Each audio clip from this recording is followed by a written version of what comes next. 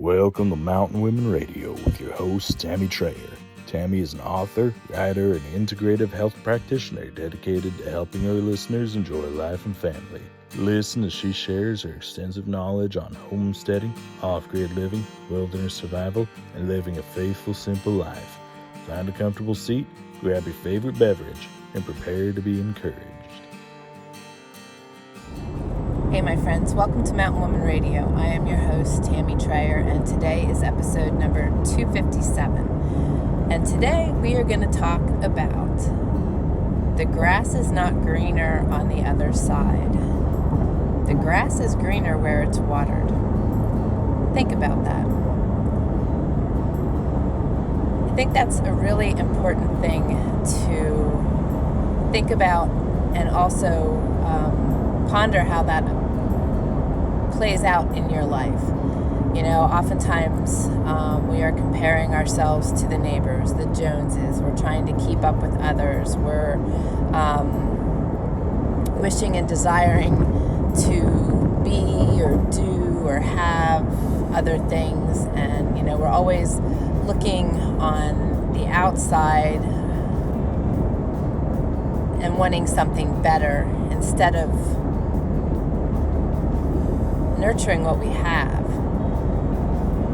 And, you know, I wanted to talk about this today because I know that there's a lot of people out there that desire to make change, to do things, to, you know, start a homestead, to move to remote property. I will be the first to tell you, my family and I are desiring to embark on a trip to Alaska. We are patiently waiting for the doors to open. And as we are patiently waiting, we are watering the grass where we are. We are preparing to plant some things and get some additional things set up on the homestead where we are. And I want to encourage you guys, you know, if your best laid plans aren't coming to fruition, there may be a reason for it. You know, we desire to wait on God's timing rather than trying to make things happen ourselves. And sometimes that waiting can be hard. And sometimes, you know, your best desires and plans not happening can be disappointing. But at the same time, if you sit there and wallow in the fact that you can't have what you're desiring, and you have something that's really good already, why don't you nurture what you have? So, with that being said, you know, if you're on an acre lot and you're limited and you wanted to live and have a homestead and you wanted animals and you can't do all that, what can you do where you are? I think that that's something that we all need to ask ourselves is, you know, what can we do where we are? What can we do with what we have? There's so much that we can all do for ourselves in our current circumstances. It's just a matter if we want to be, you know, seeing those opportunities, seeing what's available to us, and diving into those things. So as we wait on God's timing and wait on better things to come our way, let's live life and let's make where we are and what we're doing a really great thing. So often I hear people, you know, not willing to embark on anything because they're waiting for the doors to open. And to me, that's a lot of wasted time. Like even for us, you know, we're desiring to move, so what are we doing? We're downsizing. We're preparing for that journey when those doors open so that we are ready. We are being proactive. We are organizing, we are downsizing, we are selling things we don't need, and we're also adding on to our tiny home. We are getting our mill up and running. We're doing all kinds of things in the meantime to make where we are better. You know, the greenhouse may go up. We've got a lot planned. And regardless where we are, we're going to continue to live life and make life and our surroundings the best they can be. And I want to encourage you guys to do the same. You know, things are really different right now. Our world is upside down, sideways, and confused. There's a lot of change in our world. There's a lot of things that have, gotten more expensive. And maybe there are some things that are harder to do because you can't afford to do them. But it could also be that maybe it's a time where you need to learn how to do some of those things yourself. So maybe you wanted to, let's just say, for example, let's use adding on to our home as an example. Maybe that's something that you would have liked to do, but you aren't able to afford to hire a contractor because the cost of hiring a contractor is so extremely expensive, and the materials and all of that. So learning how to do some of those things yourself to be able to make that project something that happens for you. Bartering with somebody who does have those skills. I'm sure that you have some skills that could be utilized and bartered in exchange. Finding those right people, helping friends out.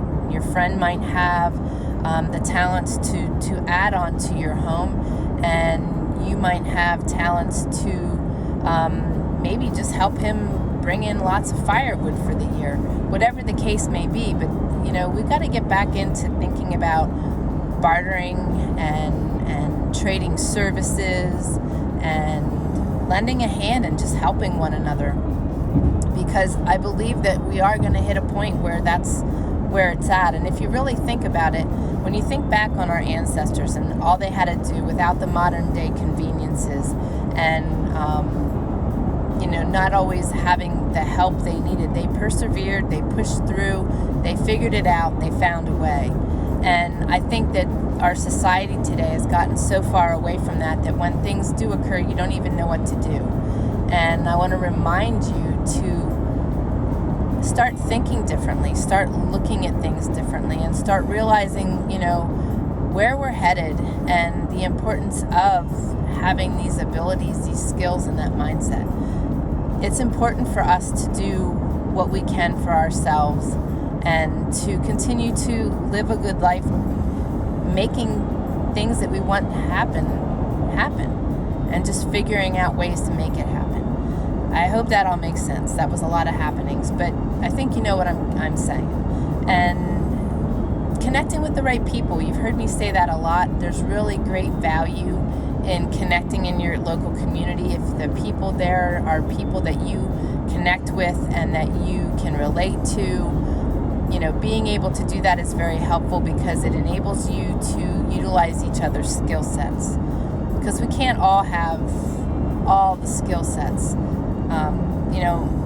The mountain man's very mechanically inclined. I'm very technologically inclined. So we complement each other in a lot of ways. And we're both willing to delve into both sides of that equation, but each of us have skill sets that excels over the other. Being able to share those skill sets and helping one another is vital. And honing in on your family too. We have a lot of people in our community that have large families, and take a look at the skills that your children have. We are all blessed and given gifts, and there's purpose in that. Let them shine. Let them use their skills. Let them hone in on their skills and let them shine. But nurture the place where you are. The grass, like I said, is not greener on the other side. It's greener where it's watered.